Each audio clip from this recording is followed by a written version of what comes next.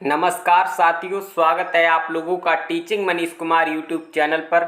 साथियों, आज आपकी हिंदी पेडागोजी के वो शब्द आपको कराए जाएंगे जो आपके एग्जाम में सीधे देखने को मिल जाते हैं।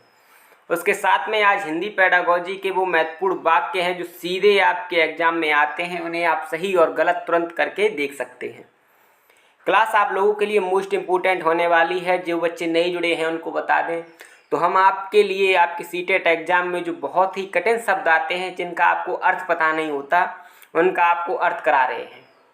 ऐसा आज तक के आपके सीटेट में किसी ने भी नहीं कराया है। तो सोचिएगा कि हम आपको वो शब्द करा रहे हैं जो आपको विकल्पों में देखने को मिल जाते हैं और जिनसे आपका प्रश्न आसानी से हो जाएगा।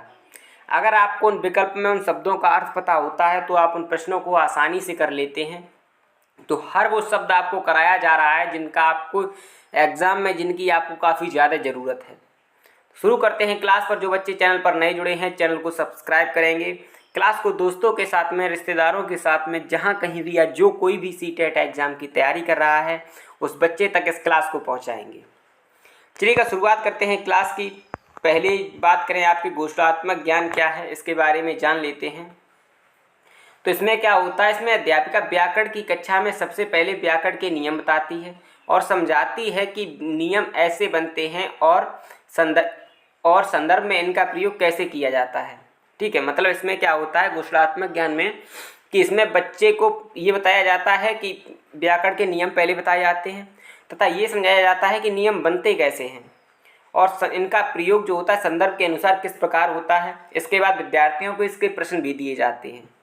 इस विधि में व्याकरण सीखने के घोषणात्मक ज्ञान पर आधारित है। घोषणात्मक ज्ञान एक ऐसी प्रक्रिया है जो व्याकरण की विषय वस्तु को सरल बना देती है, सही बात है, और विषयों के हाव भाव को स्पष्ट करने की क्षमता रखती है। ऐसे समझिएगा कि घोषणात्मक ज्ञान की अगर बात करें तो ये ऐसी विधि है जिसमें पहले आपको नियम बताए जाते हैं, ठीक है, तथा आपको ये सिखाया जाता है कि ये जो नियम है वो बनते कैसे हैं। उसके बाद आप लोगों को इन्हें संदर्भ के साथ में इनका प्रयोग करना बताया जाता है कि नियम का इस जगह प्रयोग होगा, आपको इस जगह इसका प्रयोग करना है। ठीक है, उसके बाद क्या होता है, उसके बाद आपको इसके प्रश्न भी दिए जाते हैं करने के लिए। तो अगर कहीं आपको ऐसा प्रश्न देखने को मिल जाता है इससे रिलेटेड, तो जो आपका उत्तर होगा वो आपका घोषणात्मक ज्ञान हो जाएगा। ठीक है, ऐसे ही शब्द के अगर आप अर्थ जान लेते हैं तो आप समझिएगा कि आप काफ़ी कुछ जान लेते हैं अपने एग्जाम में। हो सकता है कि प्रश्न आपको पढ़ लिया, आपको प्रश्न का उत्तर नहीं आ रहा, लेकिन आपने जो 4 विकल्प पढ़े हैं, अपने 4 विकल्प में अगर आप लोग उनका उत्तर जानते हैं, उनका अर्थ जानते हैं, तो आप उस प्रश्न का उत्तर आसानी से दे लेंगे। चैनल को सब्सक्राइब कर लेंगे तो ऐसी ही इम्पोर्टेंट क्लासें आपको मिलती रहेंगी। और जिन बच्चों ने अभी तक हमारी CDP की महा मैराथन क्लास नहीं देखी है, जाकर के ज़रूर देखिएगा। हमने उसका 12 घंटे का कंटेंट सिर्फ 1.5 घंटे में कराया है और आपका हर वो टॉपिक कवर किया है जो आपके एग्ज़ाम के लिए ज़रूरी है। इसको पढ़ने के बाद में आपकी CDP पूरी कवर हो जाएगी, आपको ज़्यादा नहीं कुछ पढ़ना पड़ेगा। और PYQ आप लोग साथ में लगाते रहिएगा क्योंकि उससे आपके एग्ज़ाम में काफ़ी अच्छा आपका स्कोर आएगा। ठीक है, बात कर लेते हैं रचनात्मक मूल्यांकन की। ये क्या है, तो यह पूरे सत्र में चलने वाला मूल्यांकन है। मान के चलिएगा आप किसी बच्चे को पढ़ा रहे हैं, आप क्लास में एंटर हुए, तो शुरू से लेके आप बच्चे से पढ़ा रहे हैं, लगातार प्रश्न पूछ रहे हैं बच्चों के साथ में।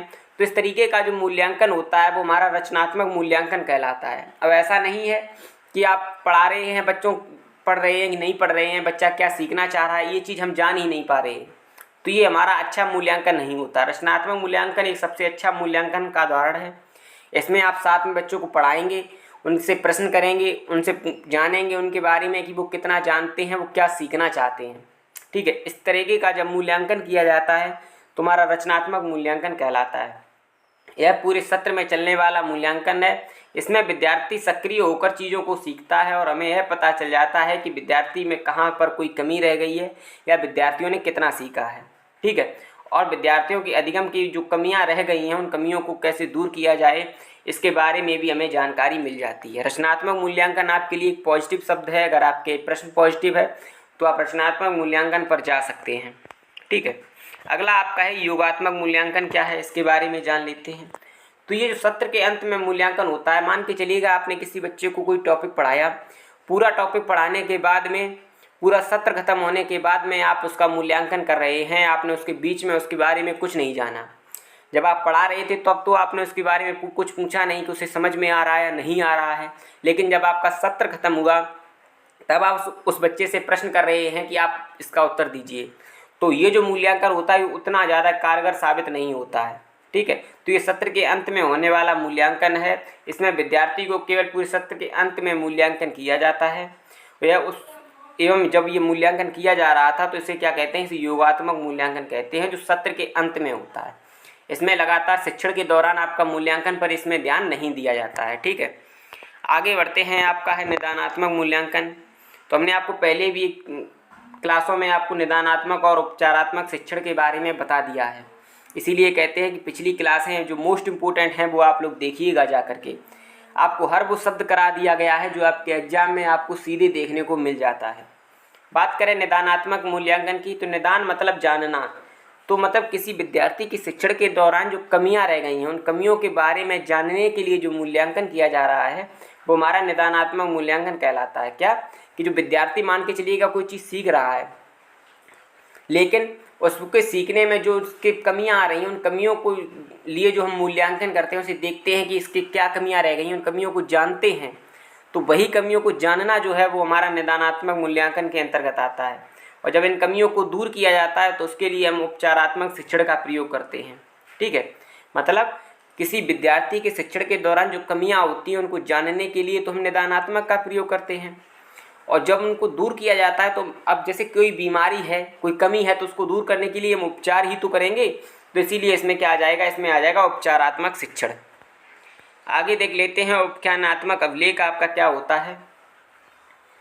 तो इसका प्रयोग बच्चों की क्षमताओं एवं कमजोरियों को जानने के लिए किया जाता है कि बच्चा क्या सीख रहा है, बच्चे में कितना ज़्यादा बच्चा एक्टिव है पढ़ने के लिए, उसकी क्या क्षमताएं हैं, उसका पूर्व ज्ञान कितना है एवं उसके पूर्व ज्ञान में क्या क्या कमियां हैं, इसको जानने के लिए इसका प्रयोग किया जाता है। उसके बाद विद्यार्थियों की रुचियों और उसके संबंध के क्षेत्रों, मतलब कि वो किस क्षेत्र से आया, क्या सीखना चाह रहा है, तो इस तरीके का उसके बारे में जानने के लिए ये एक अच्छा साधन है। उपख्यानात्मक अभिलेख का उपयोग विद्यार्थियों की क्षमताओं एवं कमजोरियों के बारे में जानने के लिए भी किया जाता है। आगे बढ़ते हैं, अब कुछ महत्वपूर्ण तथ्य हैं इसके जो आपके एग्जाम में सीधे आपको वाक्य के रूप में देखने को मिल जाते हैं। इसकी भाषा किसी न किसी विकल्प के रूप में आपको मिल जाएगी। सबसे ज़्यादा इम्पोर्टेंट है जो कम से कम 40 बार आ चुका होगा आपके हिंदी पेडागॉजी में, वो है आपका पहला कि संकेत भाषा की व्याकरण नहीं होती। अगर आपको ये मिल जाए तो आप इस विकल्प को सीधा ही गलत करेंगे। संकेत भाषा की व्याकरण होती है, इसको याद रखिएगा। अगर आपको ये मिल जाए कि संकेत भाषा की व्याकरण नहीं होती तो वो आपका गलत हो जाएगा। काफ़ी ज़्यादा बच्चे अब सोच रहे होंगे संकेत भाषा क्या है, पहले तो हमने इसको बता दिया है, एक बार रिपीट करेंगे तो देखिएगा। जो रोड पर जैसे कि ट्रैफिक पुलिस होती है तो वो जिस भाषा का प्रयोग करती है उसे हम संकेत भाषा कहते हैं। जैसे वो दायां हाथ करते हैं, दाएं मुड़ बाएं मुड़, हाथ पैर चलाते हैं, तो उसी हिसाब से गाड़ियाँ निकलती हैं। तो संकेत ही तो करते, बोलते तो नहीं कि बोल रहे हैं कि अरे तुम निकलो, तुम रुको। तो आप ऐसे समझिएगा जैसे क्लास में टीचर आए, ठीक है, टीचर ने हाथ, जैसे आप ही टीचर हैं, आपने उंगली से किसी बच्चे को उठाया तो आपने उससे बोला नहीं कि उठो, आपने केवल उंगली कर दी उसके सामने, तो बच्चा खड़ा हो जाएगा, मतलब तो उसने एक संकेत ही तो किया, ठीक है। तो ये जो होता है कि इसे ही संकेत भाषा कहते हैं, जो बिना बोले संकेतों के द्वारा या चिन्हों के द्वारा प्रदर्शित की जाती है। अगला है आपका कि भाषा व्यवस्थाओं की व्यवस्था है। सही बात है, अगर आपको ये विकल्प कहीं देखने को मिल जाता है तो वो आपका सही हो जाएगा कि भाषा व्यवस्थाओं की व्यवस्था है, ठीक है।